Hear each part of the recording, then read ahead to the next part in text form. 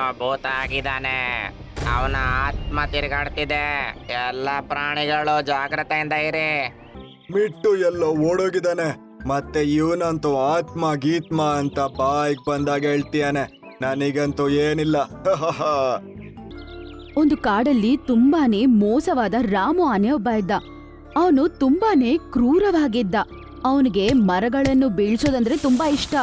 ಅದು ಕೂಡ ಪಕ್ಷಿಗಳ ಮನೆಗಳು ಇರುವ ಮರಗಳನ್ನು ಬೀಳ್ಸೋದಂದ್ರೆ ತುಂಬಾನೇ ಇಷ್ಟ.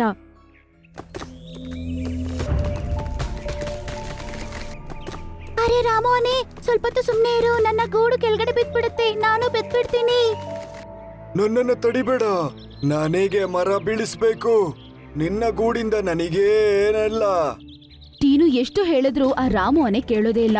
ಕೊನೆಗೆ ಪಾಪ ಅವನ ಗೂಡು ಸಮೇತ ಕೆಳಗಡೆ ಬೀಳ್ತಾನೆ. ಅವನು ನಗ್ತಾ ಅಲ್ಲಿಂದ ಹೋಗ್ಬಿಡ್ತಾನೆ. ಟೀನು ಪಕ್ಷಿ ಮರದ ಮೇಲೆ ಎತ್ತಿ ಅಳ್ತಿರುತ್ತೆ. ಇದೇ ರೀತಿ ಎಲ್ಲಾ ಪಕ್ಷಿಗಳು ಇರುವ ಮರಗಳನ್ನು ಕೆಳಗಡೆ ಬೀಳ್ಸೋದೆ ಅವನ ಕೆಲಸವಾಗಿತ್ತು. ಅದೇ ಕಾಡಲ್ಲಿ ಅಂಗವಿಕಲ ಗಿಳಿ ಒಂದು ವಾಸಿಸುತ್ತಿತ್ತು. ಅದಕ್ಕೆ ಗೂಡಂತ ಏನೂ ಇದ್ದಿಲ್ಲ. ಅದರ ಬಳಿ ಕಾಲು ಕಾಗೆ ಬಂದು ಈಗಂತ ಹೇಳತ್ತೆ. ಮಿಟ್ಟು ಹೇಗಿದೀಯಾ? ಹಾ, ನಾನ್ ಆರಾಮಾಗಿದ್ದೀನಿ. ನೀನೇಗಿದೀಯಾ? ನಾನ್ ಆರಾಮು. ಮತ್ತೆ ಹೇಳು, ಈ ಮರದಲ್ಲಿ ಏನ್ ಮಾಡ್ತಿದೀಯಾ?